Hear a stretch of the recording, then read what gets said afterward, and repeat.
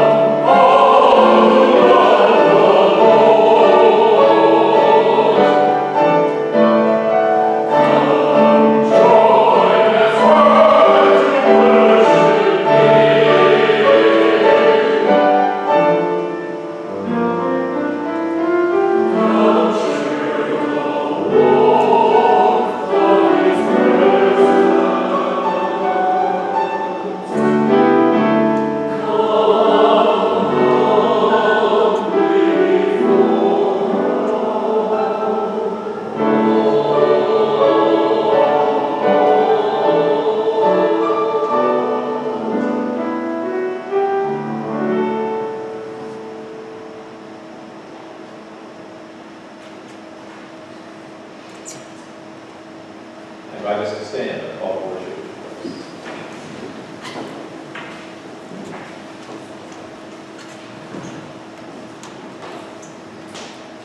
Come to Christ, that living stone, rejected by the world, but in God's sight chosen and precious.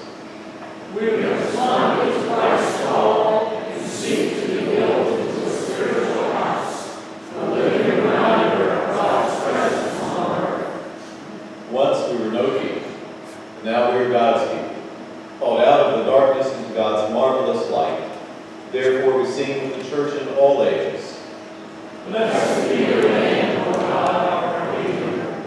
By your mercy we have been born anew, to live in hope through the resurrection of Jesus Christ from the dead.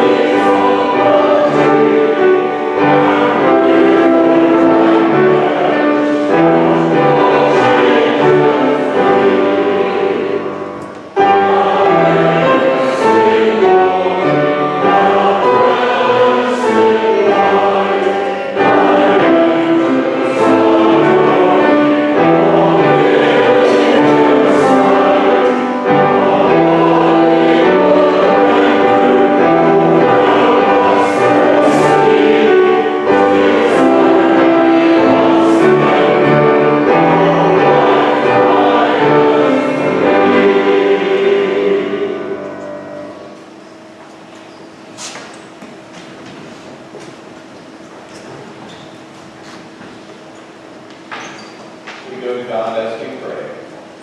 Let us pray.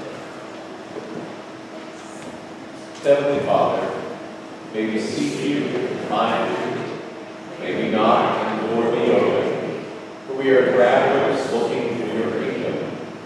As we encounter suffering in this world, turn our hearts, our ears, our eyes, our souls toward Christ, who emptied himself and was tempted, suffered for us, even giving his own life. In this suffering, plant seeds of hope, and let us never stray so far into despair that we forget the resurrection of Christ and the power of his Spirit.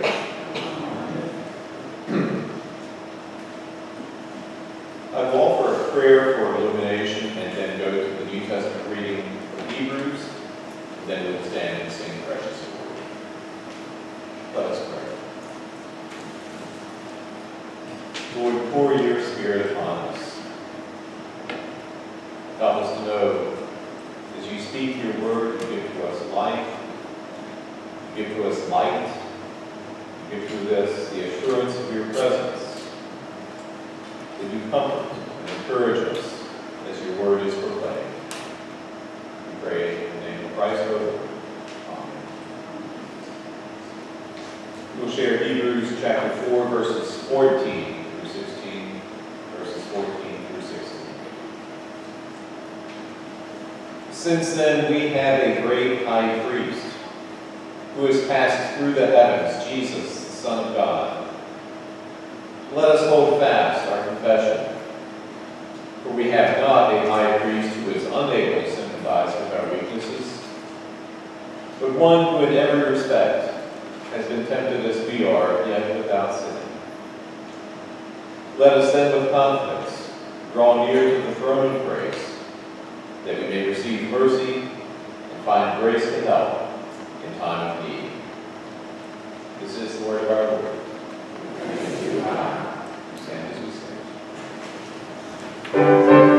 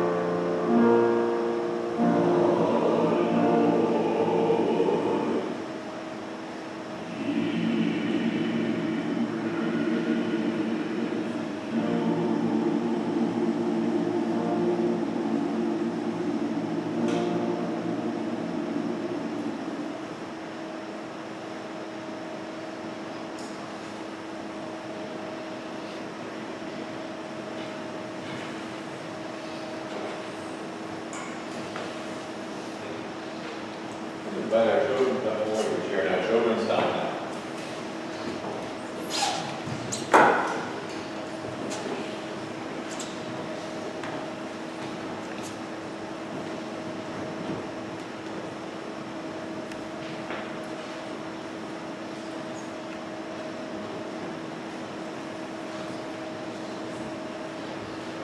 Good morning. It is always wonderful to see you. Thank you for coming forward and sharing this time of worship this morning. And I ask you, what was the weather like when you got here this morning? A little rainy. A little rainy, chilly. And how's the weather been the past few days? Rainy,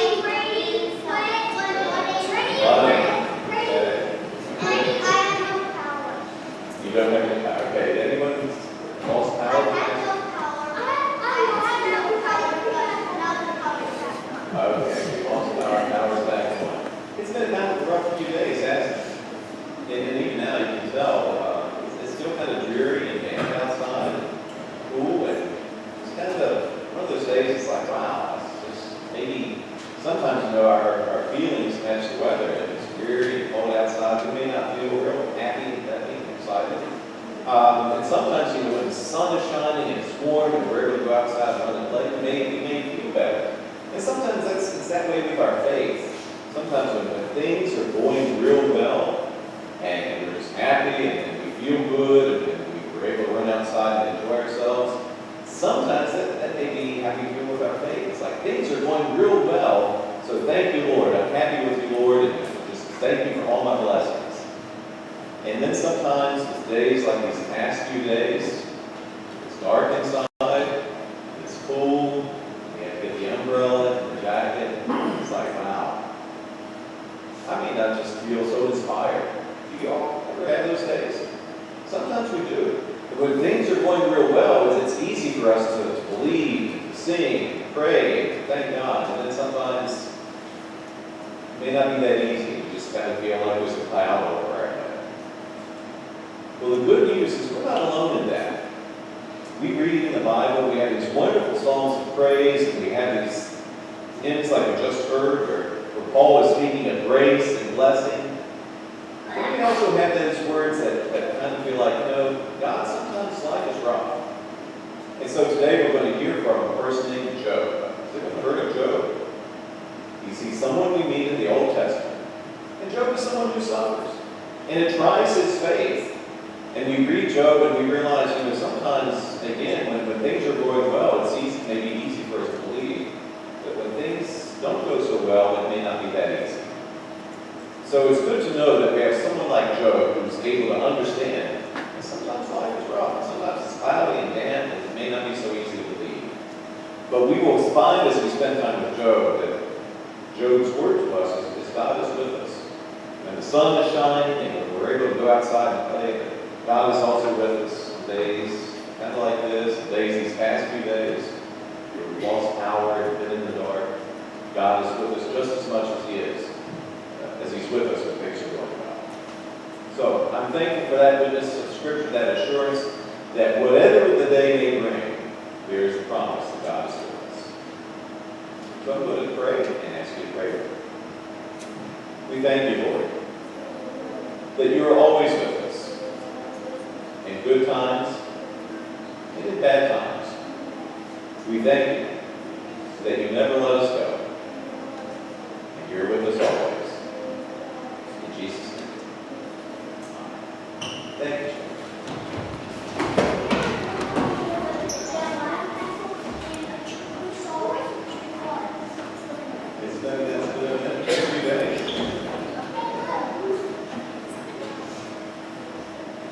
We do remember our neighbors, far and wide, who still suffer the effects of Hurricane Mike.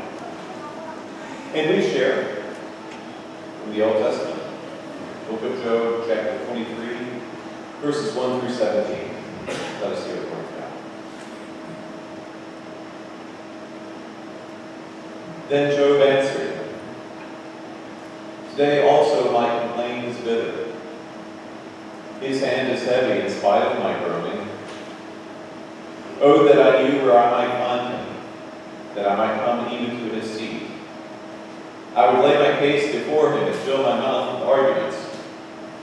I would learn what he would answer me and understand what he would say to me. Would he contend with me in the greatness of his power? No, he would give heed to me. There an upright man can reason with him, and I should be acquitted forever by my judge. Behold, I go forward, but he is not there, and backward, but I cannot perceive him. On the left hand I seek him, but I cannot behold him. I turn to the right hand, but I cannot see him. But he knows the way that I take. When he has tried me, I shall come forth as gold. My foot is held fast in his steps. I have kept his way and have not turned aside. I have not departed from the commandment of his lips. I have treasured in my bosom the words of his mouth. But he is unchangeable, and who can turn him? What he desires, that he does.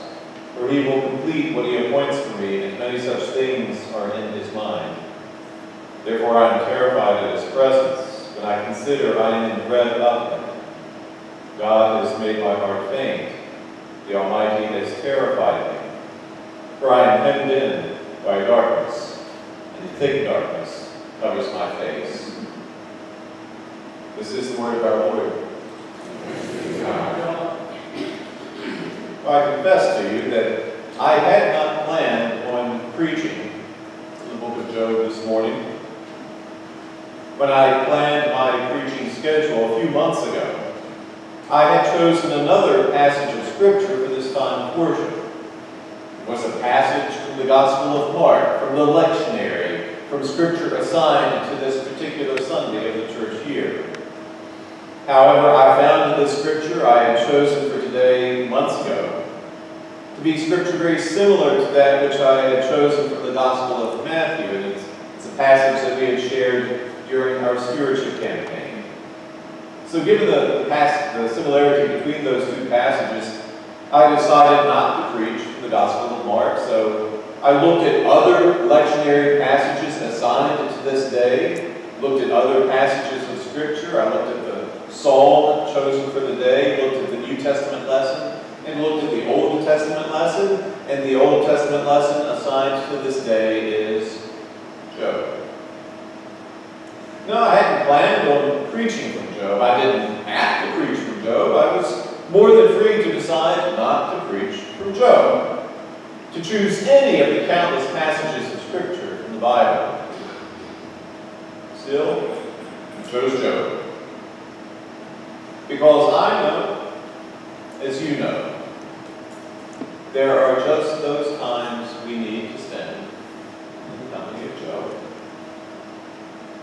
It may be we know the story of Job.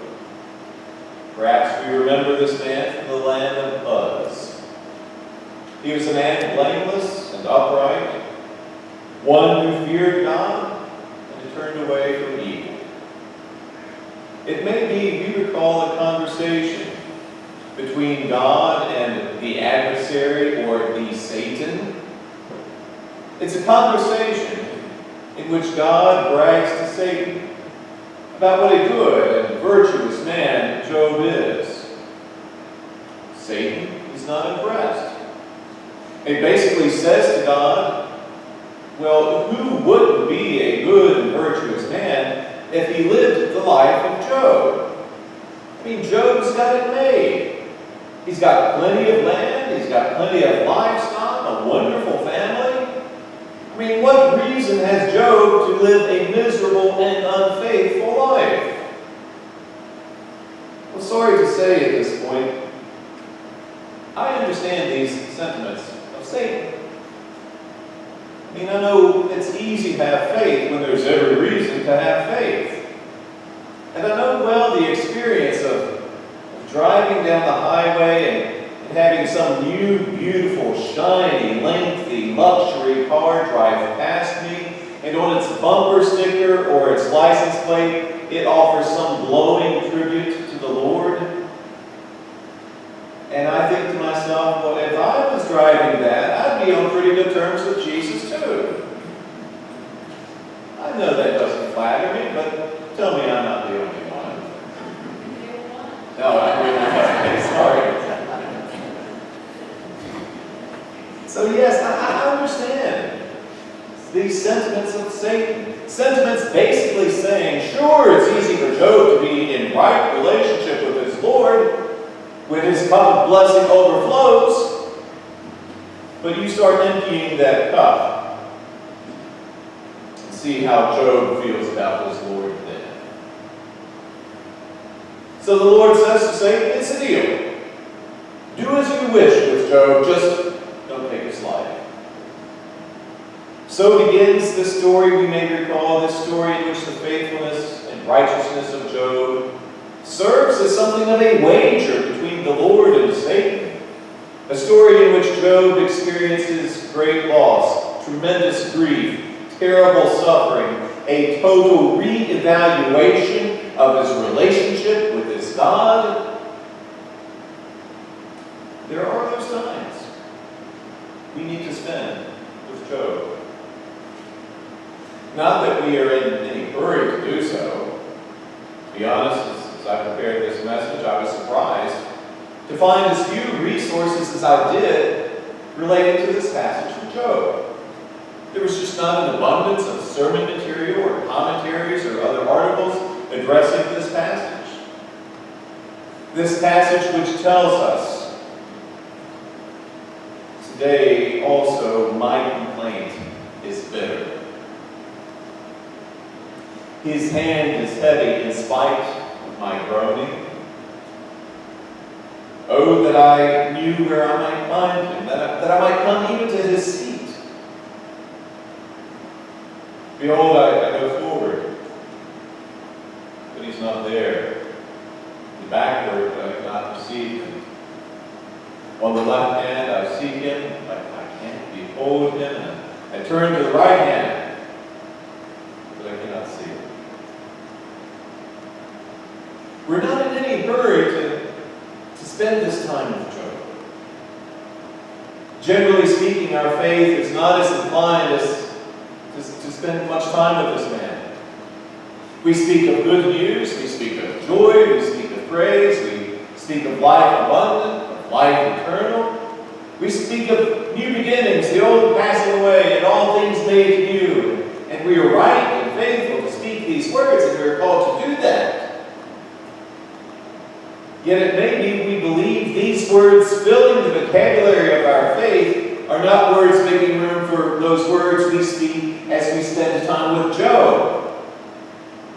Other words such as suffering, grief, loss, lamentation, wondering why. It may be we see our faith functioning much like a sundial. Have you ever looked at a sundial and read what is inscribed on so many of these plates of a sundial? count only the sunny hours?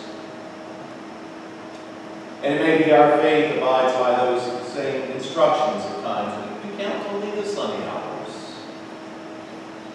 Now, if that's to be the shape and function of our faith, that it speaks only to happiness and praise, that our faith opens its door only to occasions of celebration, that it extends invitations only to the smiling and the prosperous and the joy-filled, that it welcomes only the if you're happy and you know it crowd.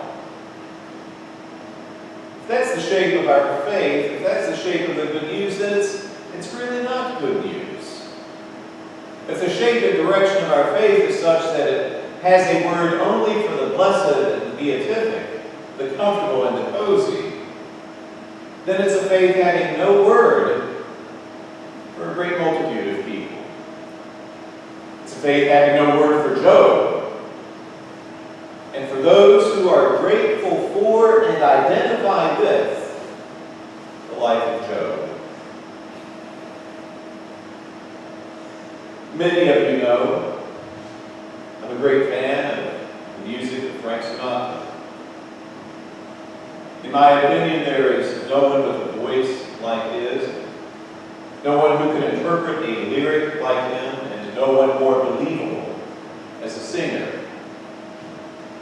Well, there's another singer whom we may know. She is named Carly Simon. And Carly Simon remembers growing up with great appreciation for the music of Frank Sinatra. I heard Carly Simon once speak to an interviewer of the heartbreak she so often knew during her teenage years. More than once, Carly Simon recalls, she would come home from some date broken-hearted, and with the tears flowing, Carly Simon would run up to her bedroom, and once there, she recalls, she would play a record of Frank Sinatra. Because, she said, no one understood her heartbreak like he did. Well, we hear what she is saying. There is power, and there is comfort, and there is healing we experience when we find the company of someone who has been where we are. Someone who understands. Someone who gets us. Carly Simon wanted to find herself in the company of the music of Frank Sinatra because she knew he got her.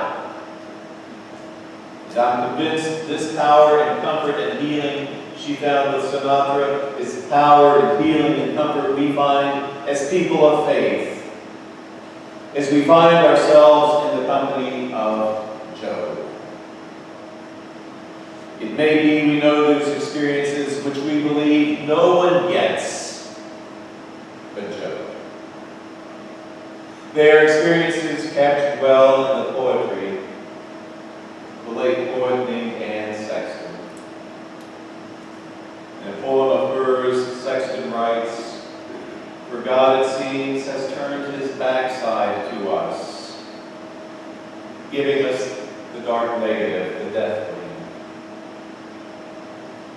No, we don't look for these experiences of faith, and we may not welcome them. But having discovered that these experiences are not ours alone, having encountered the company of one such as Job, we may be more than grateful that these experiences are gathered within the story of our salvation. Because the experiences of Job are not just the experiences of Job, are they? Now, it's true, we may not have lost all Job lost. It's true, we may not have served as an object of wager between God and his adversary. But we know those experiences in which we may have felt as if this was so, we know those experiences in which we have said, "Behold, I go forward, but he's not there. Backward, but I cannot perceive him.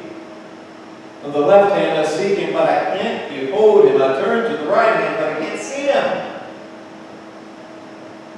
because these experiences find home within this salvation story as gathered within our scriptures, we are then able to know these words.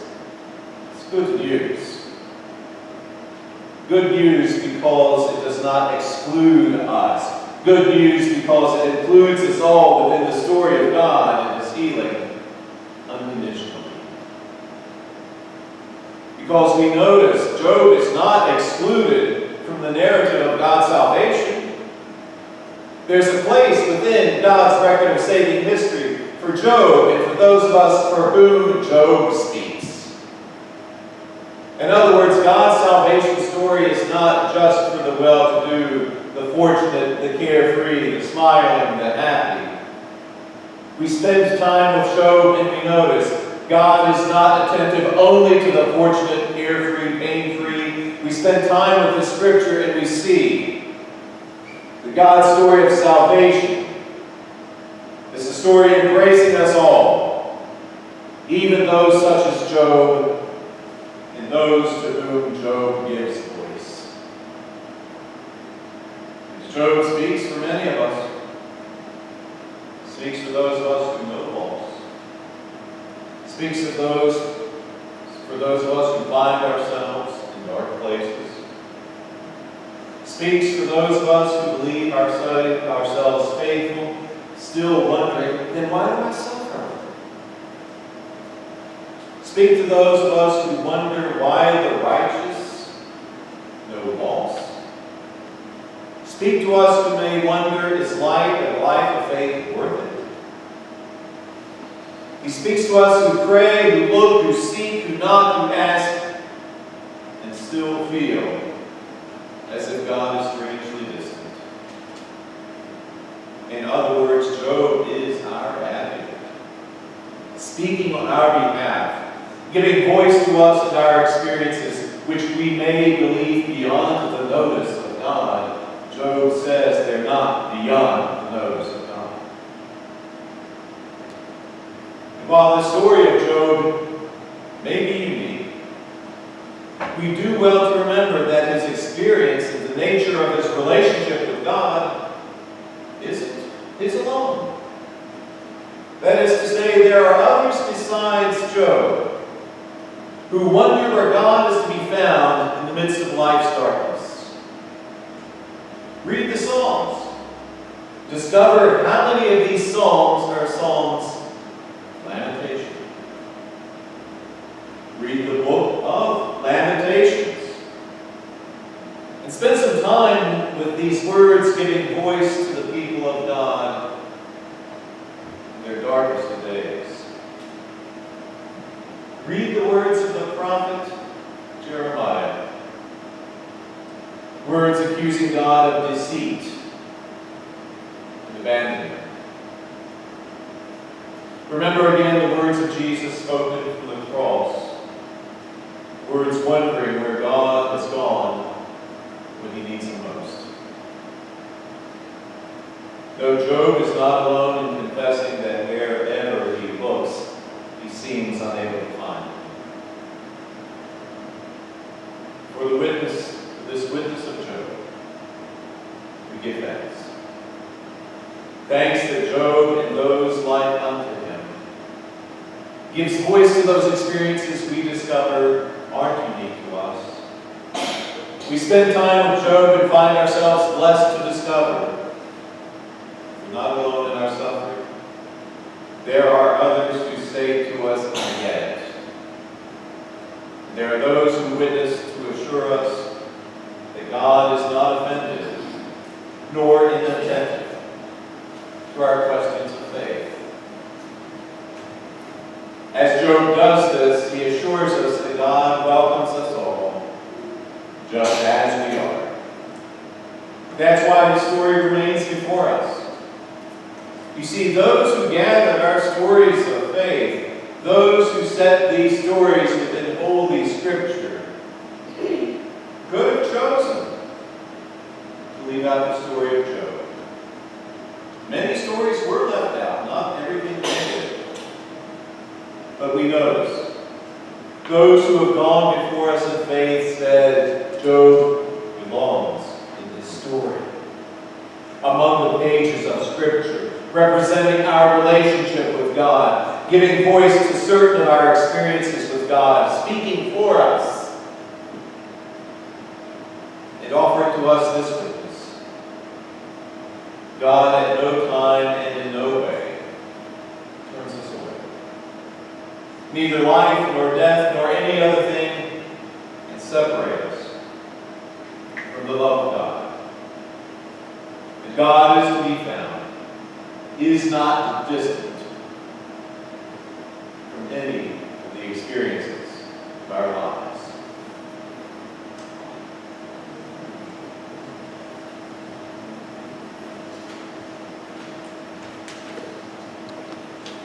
Appropriate to the witness of Job, we share the affirmation of faith that comes to us from Romans chapter 8. As we stand and affirm our faith, we will remain standing as we share the passing of the peace, and then gather with the singing of How Can I Keep From Singing? Let us stand.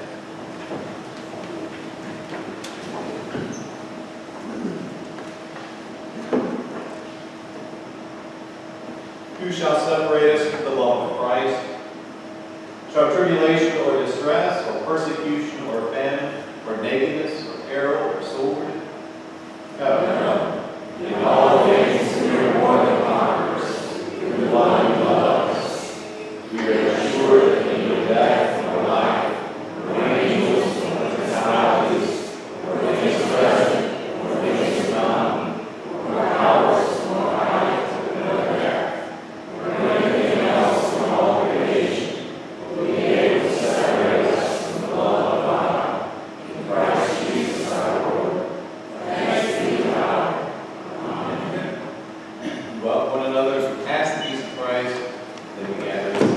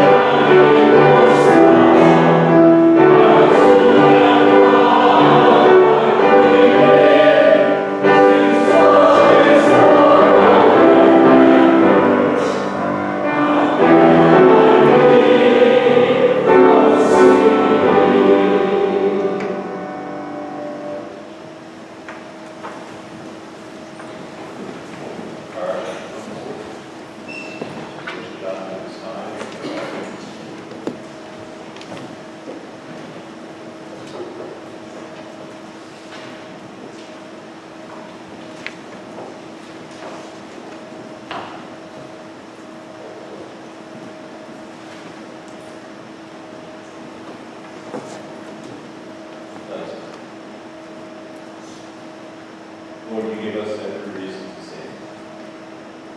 You bless us beyond measure. You assure us of your presence each and every day. You give us songs in the night. We thank you for these gifts we receive from you, the opportunity to know you and worship you as we return these gifts to you, knowing that in your care they accomplish great things. For the sake of Christ our Lord.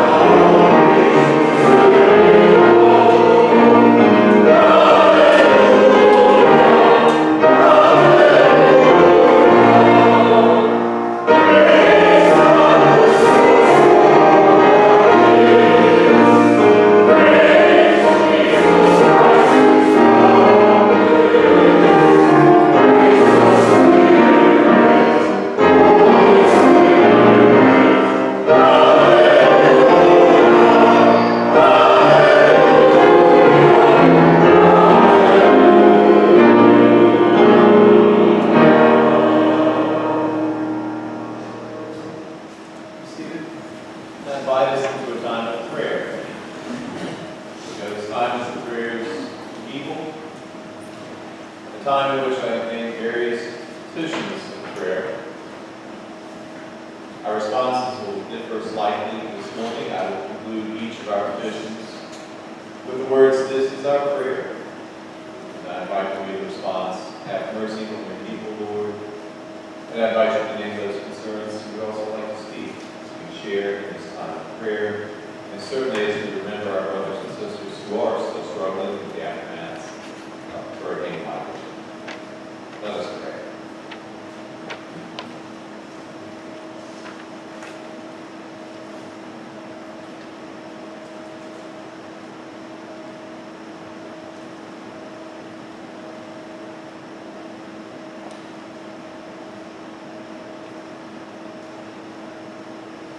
Lord, we give you thanks for those who've gone before us in faith. We give you thanks for the witness of Job, the witness that welcomes, invites us, and assures accept us unconditionally, and in no way turn us away. We give you thanks, knowing that you are God who attends to us in all circumstances. The God who stands before us, now and always, the God at the beginning of our days, the God there at the end of our days, the God providing for and sustaining us every day.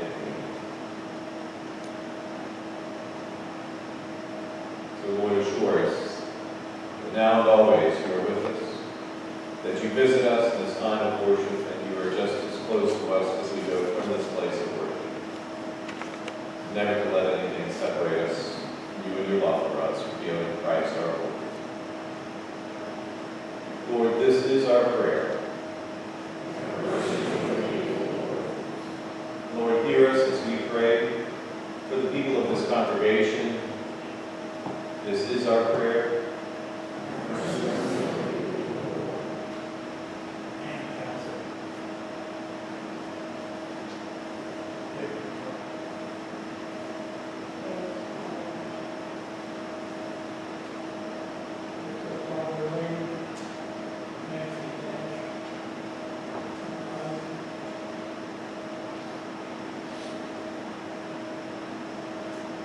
Lord, this is our prayer.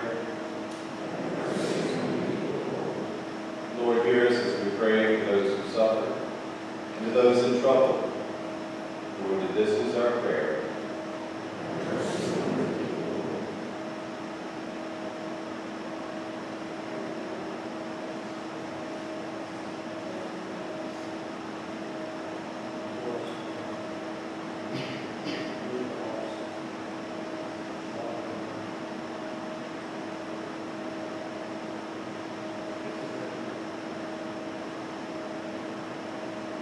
Lord, this is our prayer. Hear us, Lord, as we pray for the concerns of this local community. Lord, this is our prayer.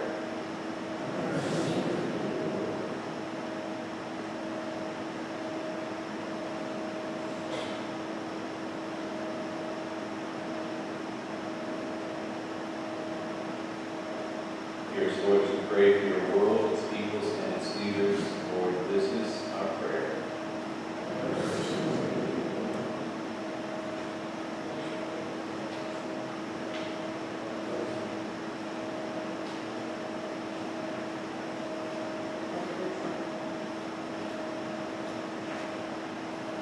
Lord, this is our prayer.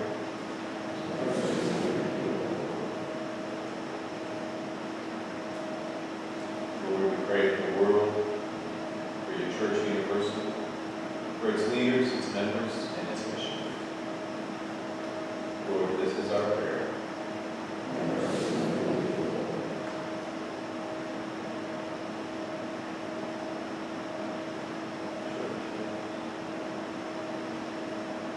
Bishop Lewis, Dean Howard, ministers of First Church, General Conference.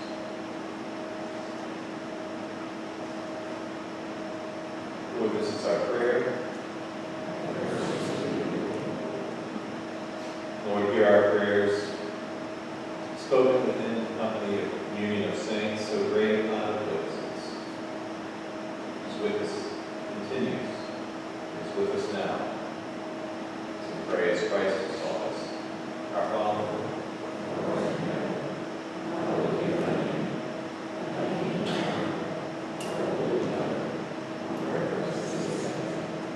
Give us this day our daily bread. Forgive us our trespasses, as we forgive those who trespass against us. And lead us not into temptation, but deliver us from evil. For thine is the kingdom, and power, and glory forever. Share our closing hymn. Thank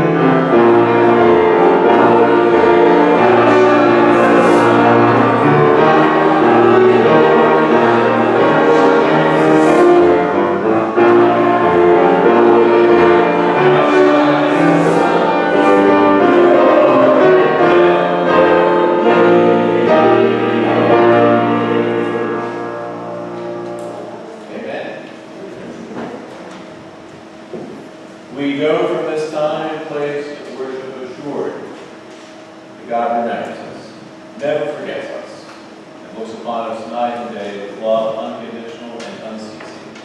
So we go now in peace, His life, and to all of God's people. In the name of God the Father, God the Son, God the Holy Spirit.